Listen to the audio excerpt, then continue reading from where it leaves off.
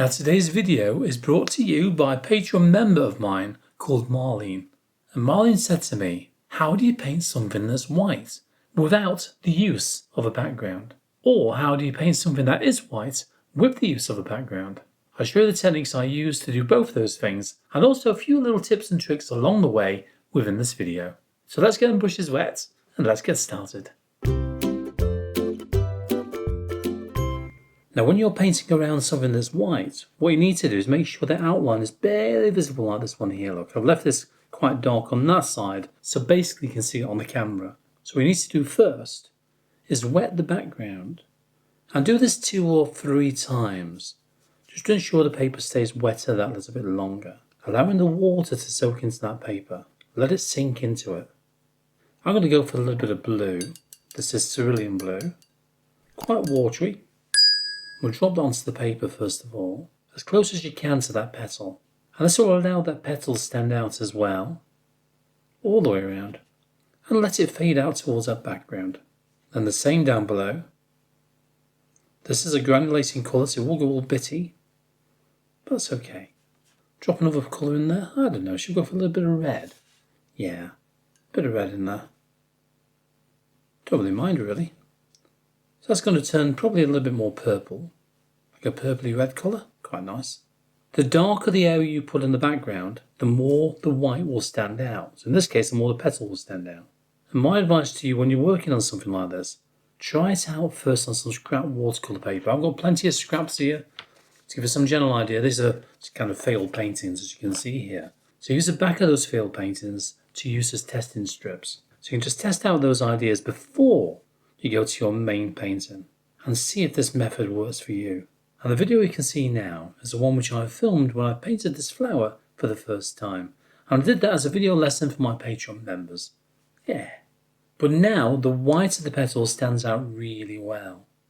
And that's the way you get a contrast of a background and the white of a petal, a flower, whatever it might be.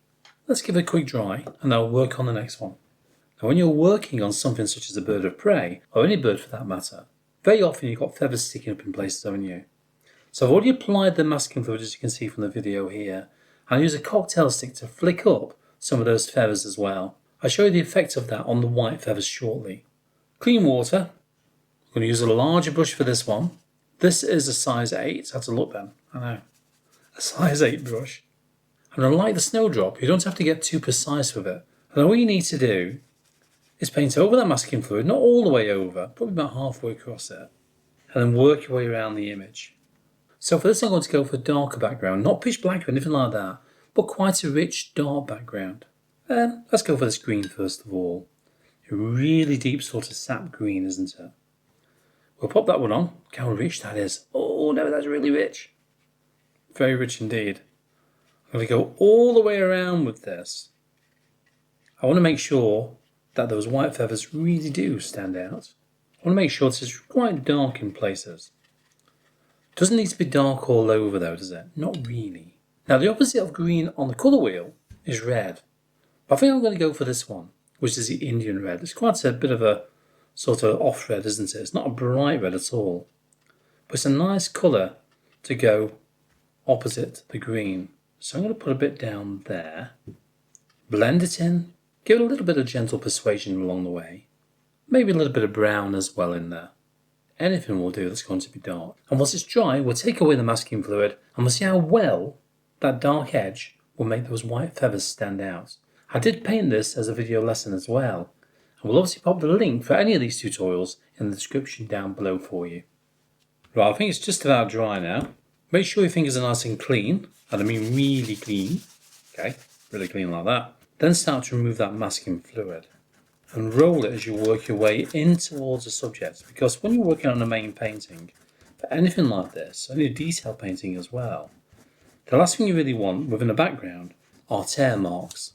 And if you've got tear marks in the background, they're very difficult to cover up without the need to invent a branch or something like that in the background, because I've had to do that before. So always roll the masking fluid in towards the subject. And just by doing that, you can see where I've been flicking out by using that cocktail stick earlier on. And that works really well, just as a starter really, for when we're creating those white feathers. But again, that video is a good example of that. Now, how white is your paper? Is it actually white? This particular one, out of interest, is one by Arch. So I'm going to try this one first of all. Now, this is my filming card, but I start to work on a film, I like to get the colours spot on. And straight away, just my naked eye, I can see that the normal natural white, which is this one here, is completely different to the white of the paper. Another example will be a white sheet of printer paper. Just a standard A4 printer paper. Look at that for the difference. A big difference. So this is really an off-white, isn't it, the Arch paper? It's not bright white. When you compare that to something like Bockingford, we'll have a look at that one next.